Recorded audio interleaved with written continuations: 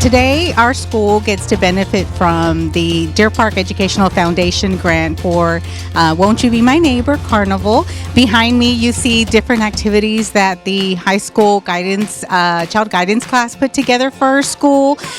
We have different activities such as coffee shop. Our kids get to go to the grocery store and build healthy snacks. They get to go to the museum and visit a school and work on different developmental skills that are going to help them along the way for the rest of their school career. So the high school students from the child guidance class come to our school once a week or 2 times a week actually on a weekly basis, and they come in and work with our students.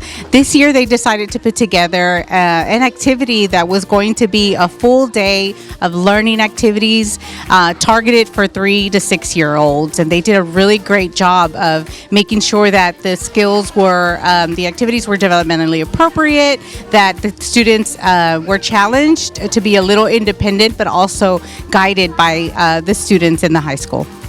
So each student is in charge of a booth. There's 10 total booths, and all the booths are incorporated around one of the developmental milestones that go through childhood. So we have gross motor skills to fine motor skills, music appreciation, art appreciation. So the child guidance program at South Campus is aimed to incorporate kids who want to be teachers in the future.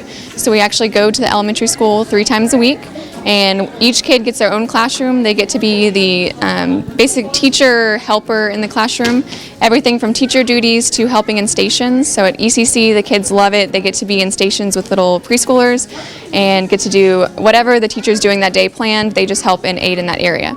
A lot of them go on to become teachers in the past. The next step to this class would be going into education co-op.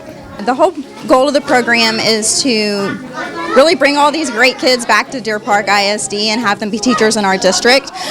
We have a couple of students that have come back through and now they're doing student teaching, but just a lot of them are still in college right now, but we've had some really great stories. I had a little girl over at Dabs a couple of years ago, and she was there with her teacher for a few months, and then the teacher had to go out on medical leave, and she stepped in a brilliant way to assist those subs because she already knew all of the routines. The kids already knew her and how to respond to her. She knew each individual child's need at that point, so she was such an asset to that classroom when the teacher had to step out. She's currently at Texas A&M, so she should be graduating in a couple of years. Yeah, it helps you build the skill of doing one-on-one action with the kids.